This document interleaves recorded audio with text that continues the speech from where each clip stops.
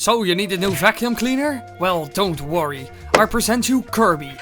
The little pink man has enough power to suck up everything, big or small. But the question of today is, how does he do this?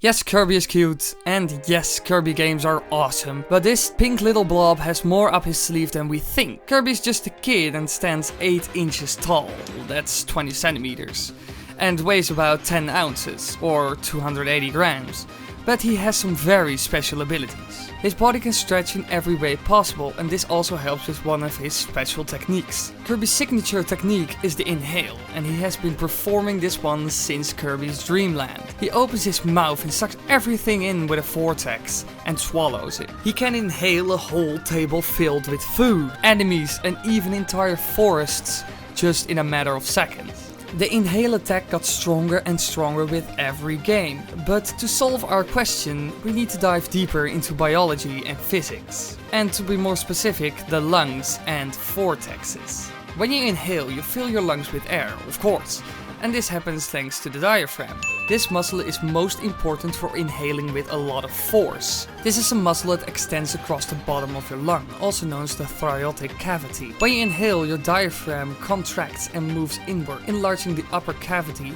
and this creates a suction that draws in air into your lungs. But Kirby creates a vortex when he inhales. That's just insane. Kirby just creates a tornado. But this needs some explaining. Well, a tornado is created by high pressure and low pressure interacting.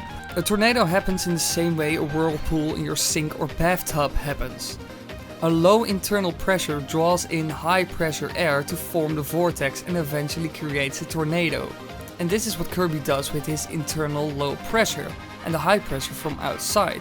He creates a vortex. Sure, it's partly strong muscles, so he can inhale as much air as possible, but that would never be enough to create a vortex. But what creates the low pressure inside Kirby? Well, when Kirby swallows an enemy, then the enemy is not really dead. That's because Kirby's stomach is an entirely separate and endless dimension on its own.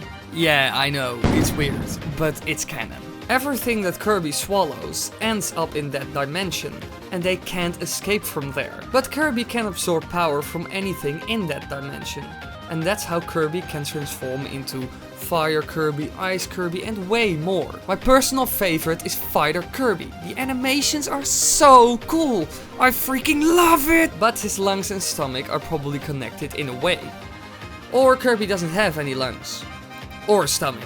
It's a weird species, to say the least. Anyway, the pressure in Kirby's stomach dimension is probably a lot lower than the pressure on his own planet. So when he inhales, he creates a vortex by mixing the low and high pressure. But it can get even more insane than this. When he inhales a miracle fruit, he will turn into Hypernova Kirby. His power increases so much that he can devour worlds when he inhales. This is because he can inhale more high pressure air, creating a bigger and way stronger tornado. And he is flexible, so he can almost swallow anything. So Kirby is not the little pink ball you thought he was. He has way more power than we ever imagined. Did you do this?